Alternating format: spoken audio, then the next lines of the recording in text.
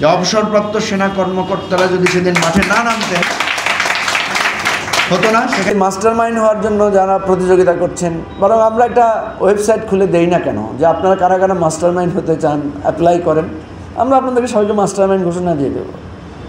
আপনি master mind হওয়ার পরে এই অভ্যুত্থানের সাফল্য যদি আসে, আমরা যদি একটা গণতান্ত্রিক ধারার নতুন বাংলাদেশ পাই, 1 লক্ষ মাস্টার মাইন্ডকে সালাম দিতে আমার কোনো আপত্তি নেই। সব দলের যারা প্রধান নানাভাবে বলছেন ভূমিকা রেখেছেন, তাদের সবাইকে মাস্টার মাইন্ড মানতে আমাদের কোনো আপত্তি নাই। প্রশ্ন হচ্ছে, এই অভ্যুত্থানের অভিপ্রায় যদি ব্যর্থ হয়, তখন সেটার দায় আপনারা নেবেন কিনা। সেটার মাস্টার মাইন্ডও আপনাদেরকে হইতে হবে যদি এটার মাস্টার মাইন্ড হতে চান।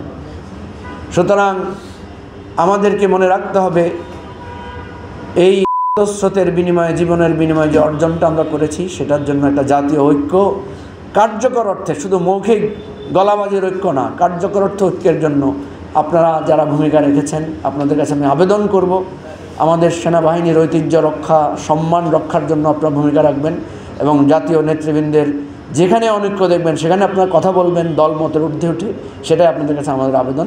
এবং কিভাবে একটা গণ অভ্যুত্থান শেপ নেয়, কিভাবে এটা ছড়িয়ে পড়ে এবং কিভাবে প্রত্যেক স্তরের মানুষ এটার সাথে সামিল হলেই এটা একটা সফলতার দিকে যায়, এটা কিন্তু একটা গাঁথা মালার মতো। আপনি দেখেন, আন্দোলনটা শুরু হয়েছে জুলাইয়ের 1 তারিখে, কিন্তু আন্দোলনটা চূড়ান্তভাবে স্পার্ক করেছে 14 তারিখ থেকে। আসলে আমরা যে 36 দিন বলি, হিসাব করলে 36 দিন না, হিসাব করলে আরও কম।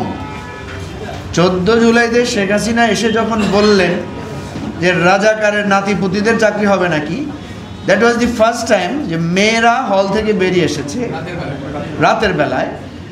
এবং ওই রাতটা ছিল আমাদের জন্য একটা স্পার্ক।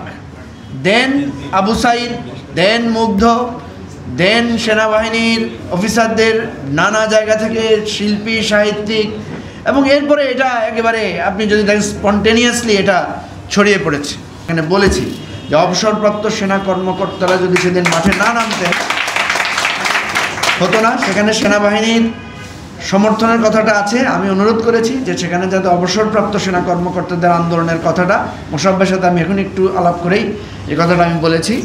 আমরা এই দাবিটা রাখবো এবং ইনশাআল্লাহ কেউ আমাদেরকে স্বীকৃতি দেখ বা না দেখ, কেউ স্বীকার করুক আর না করুক, দেশ রক্ষার এই লড়াই শুরু হয়েছে এবং এটা চলবে।